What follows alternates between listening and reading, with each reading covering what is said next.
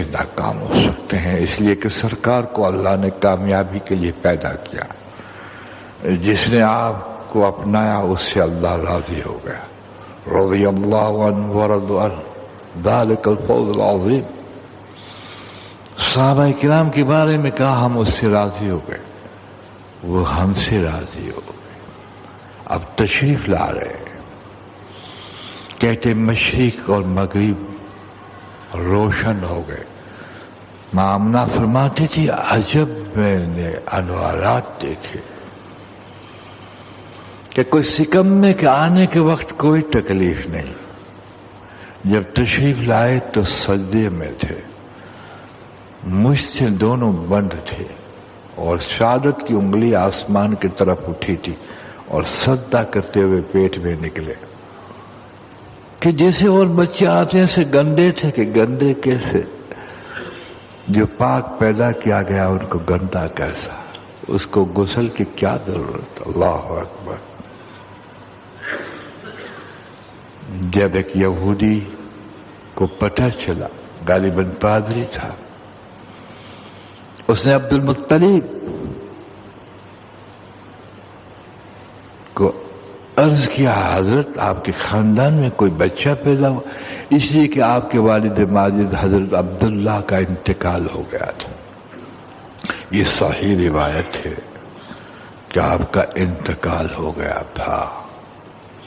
جب وہ پیدا ہوئے حضرت اس وقت یہ دنیا سے کوچ کر گئے تھے اور سفر کے دوران مدینہ المنورہ اور مکے کے دوران بیچ میں آپ کی قبر بنی ہے، جیسے سیدہ آمنہ کی بھی بنی ہوئی ہے اسی راستے میں. اس لیے حضرت عبد المطلب آپ کے دادا جان رضی اللہ تعالی کی نگرانی میں تھے. کب مجھے تو کچھ پتہ نہیں.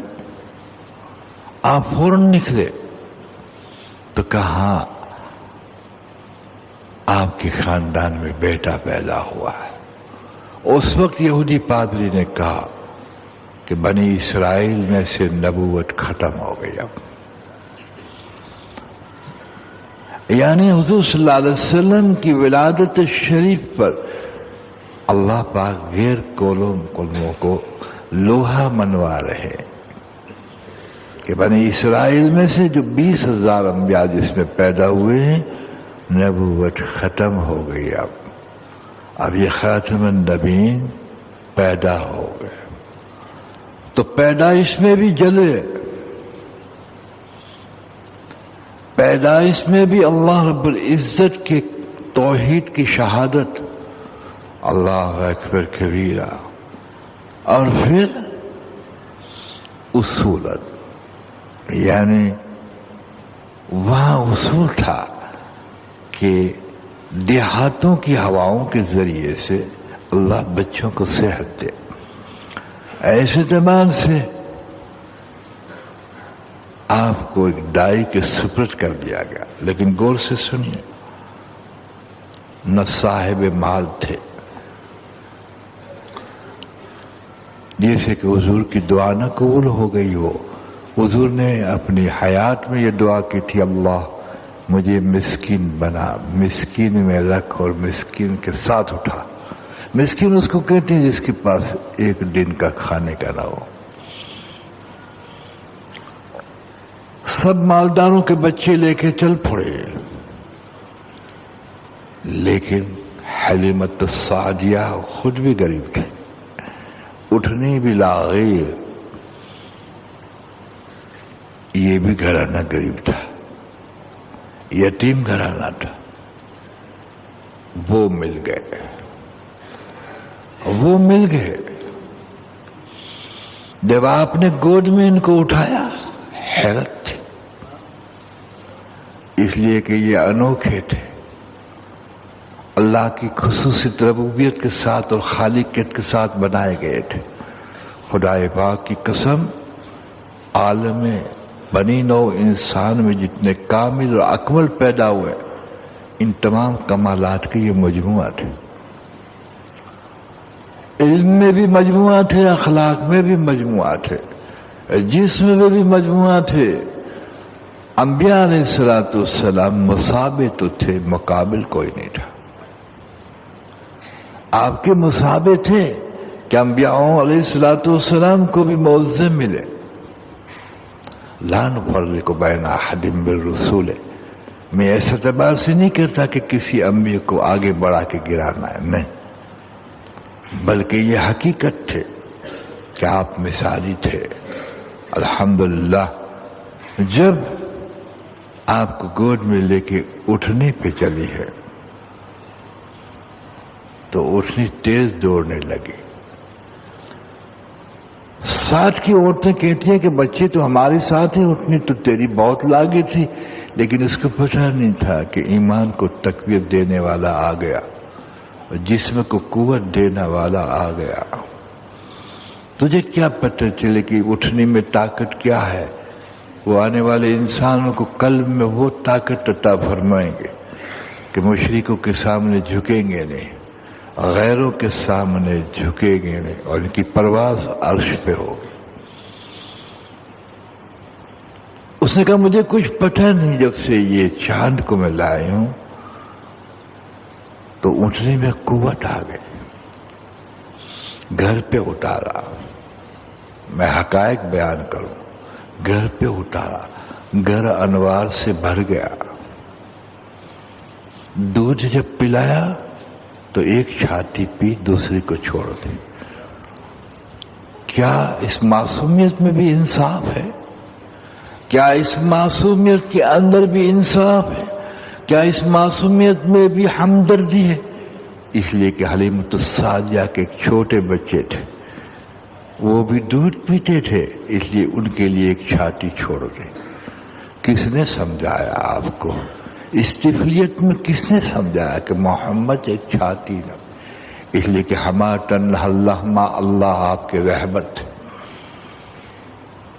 جب نہ پیا تو بھائی کو پلایا، یعنی حلیمۃ السعدیہ، اس نے پیا۔ اللہ اکبر!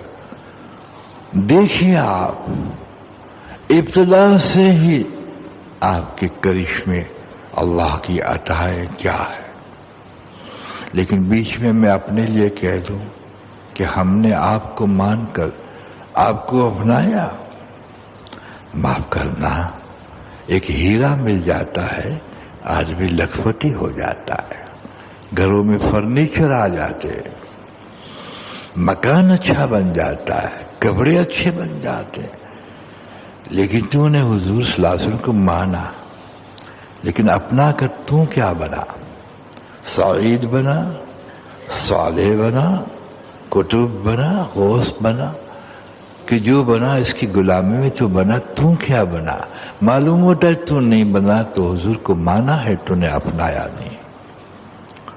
ایک سبب کی قدر ہوتی ہے، ڈھیر سا سونا اور ہیرے انسان کو اسباب کی زندگی کو بدل دیتے ہیں، اور یہ وہ ذات، اللہ اکبر کبیرہ، یہ وہ ذات کہ جس کے ذریعے اللہ نے انقلاب پیدا کر دیا۔ مانے اور ضرور مانیں گے۔ سیدنا عمر جیسی ہستی جس کو اونٹ چلانا نہ آوے، وہ کتنے نعوذ باللہ یاذ باللہ بے ادبی نہ ہو تو کہوں لٹھ دماغ کے آدمی ہو۔ خود فرماتے تھے کہ مجھے اونٹ چلانا نہیں آتا تھا، ماں باپ اس پہ مجھے مارتے تھے، اور بالکل کھڑ طبیعت کے آدمی، لیکن جب غلامی لی، سنا، اللہ اللہ محدث بن گئے۔ اور حضور نے فرمایا لا نبی بعد، اور کما قال صلاۃ والسلام، فرمایا میرے بعد نبی نہیں، اگر نبی ہوتا تو عمر ہوتا۔ سرسری اس کو نہ سمجھیں، جو انسان بالکل جاہل تر تھا، جس میں اتنی بھی صلاحیت نہیں تھی کہ جانور کو کیسے چرانا، وہ نبوت کے لائق ہو گیا۔ اللہ میں اور آپ کو پوچھیں، ہم کس چیز کے لائق ہو گئے؟ ہم نے اپنایا ہی کب ہے؟ ہم نے حضور کو اپنایا ہی کب ہے؟ اس سے استفادہ ہی کیا حاصل کیا ہے دوست؟ جس چیز کی دعوت دی، دنیا کی بے ثباتی کی دعوت دی، ہم نے دنیا کو مقصد بنایا، برعکس ٹکرائے نبوت کی دعوت کے ساتھ۔ اس لیے کہ جو انسان دنیا کی بے ثباتی کو نہیں لیتا اور اس کی محبت کو لیتا، نبی علیہ السلام بے ثباتی کی دعوت دیتے تو نبوت کے ساتھ امتی ہو کے ٹکرا رہا۔ نبی اللہ رب العزت کی رضا کو مقصد بنانے کے لیے آئے اور تو اس کے برعکس چلتا ہے اور حضور کو مان کر نبوت سے ٹکراتا ہے۔ کافر کا نمبر بعد میں آتا ہے، باعتبار مسلم کے مانتے ہوئے تو اس کی نبوت کے ساتھ ٹکراتا ہے، یعنی جس کو اس نے پسند نہ کیا تو اس کو پسند کرتا ہے۔ اور زندگی کے ہر شعبے میں آپ نے رہبری فرمائی، تو اس میں رہبری نہیں لیتا تو پھر تو نے کیسا مانا؟ معلوم ہوتا ہے کہ تیرے پاس ایمان گھریلو ہے، جیسے سکھ کے گھر سکھ پیدا ہو تو سکھ ہو گیا، ہندو کے گھر پیدا ہندو ہو گیا، الحمدللہ ثم الحمدللہ، مسلم کے گھر مسلم پیدا ہو گیا تو مسلم پیدا ہو گیا۔ گھریلو ایمان ہے، اس لیے تو نے اس کو پہچاننے کی محنت نہ کی اور تو نے اس کو اپنانے کی محنت کی۔ تجھے سب اسباب میں نظر آیا، محمد میں نظر نہ آیا۔ خدا پاک کی قسم، جو محمد میں ہے وہ کسی میں نہیں ہے، برکتیں اسی میں ہیں، پیسے میں برکت نہیں ہے، خیریں اسی میں ہیں، مال میں خیر نہیں ہے۔ اگر مال اس کے طریقے پہ استعمال ہو تو طریقے میں سے خیر نکلے گی، مال میں نکلے۔ اسباب کی حیثیت کچھ نہیں ہے، حیثیت حضرت محمد صلی اللہ علیہ وسلم کی ہے اور اس کی ذات میں سے نکلنے کے طریقے کی ہے۔ تو ازل کا یہ نقشہ اور وصال کا خاکہ کہ وصال کے خاکے میں اہل علم یوں فرماوے کہ قبر شریف میں جو جسم عطر زمین کو لگا ہوا ہے وہ مٹی عرش اور کرسی سے بھی بہتر ہے۔ تو جو جسم مٹی سے لگا ہوا ہے وہ مٹی عرش اور کرسی سے بہتر ہے۔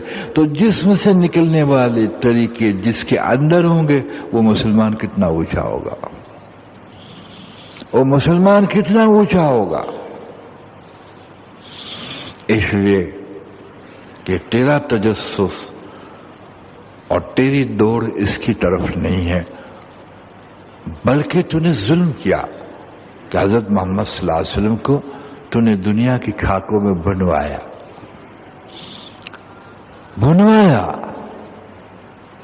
اگر غلط تجارت ٹوٹ رہی ہے جو ہے غلط، تو نے حضور کا صدقہ دیا۔ اللہ اللہ اللہ اللہ، کسی صحابی نے اپنی صحیح تجارت کے لیے بھی صدقہ دے کے دعا نہ کیا کہ نہیں، مال کے خاکوں میں حضور کو استعمال نہیں کیا جاتا، مال میں غلامی کے اعتبار سے تو استعمال بشر ہو سکتا، تو نے تو غلط تجاروں میں صدقے لیے حضور صلی اللہ علیہ وسلم کے۔ یعنی گراوٹ کی کوئی حد بھی ہو، ادب تو کس کو سمجھتا ہے؟ اللہ اکبر کبھی، کس کو ادب تو کہتا ہے؟ جہاں جبریل نے ادب کی، ہر فرشتے نے جہاں ادب کی، اور اللہ نے ادب سکھائی صحابہ کرام کو، کیا کہا؟ اے اللہ کے میرے رسول کے صحابہ، اگر تم نے آواز سے اونچی آواز کر دی میرے محبوب کی، تمہارے نیک اعمال کو کاٹ کے رکھ دو گا۔ ہم نے آواز اونچی نہیں کی، ہمارے طریقے اونچے کر دیے ہم نے حضور صلی اللہ علیہ وسلم سے، ناپاک زندگیوں کو اونچا کر دیا۔ نصارے اور جو یہود ملحدین کفار جو دشمن ہیں آپ کے، آپ کسی کے دشمن نے، ان کے طریقوں کو ہم نے اونچا کر دیا۔ تجھے حیا نہ آئی، نہ لباس میں حیا آئی، نہ چہرے میں حیا آئی، نہ معاشرے کی زندگی میں حیا آئی کہ سرکار کو میں نے کتنا گرا دیا۔ اب تو کیا امید رکھتا ہے کہ یہ ناشکری ہے؟ تو سن، اللہ کہتے ہیں کہ جو ناشکر ہے میری نعمت کا اس کو شدید عذاب دوں گا۔ اور خدائے پاک کی قسم، اللہ رب العزت کے بعد جو سب سے بڑی نعمت ہے وہ رسول پاک کی ذات کی نعمت ہے، اور حضور صلی اللہ علیہ وسلم کی ذات ہے سب سے بڑا اللہ کے بعد۔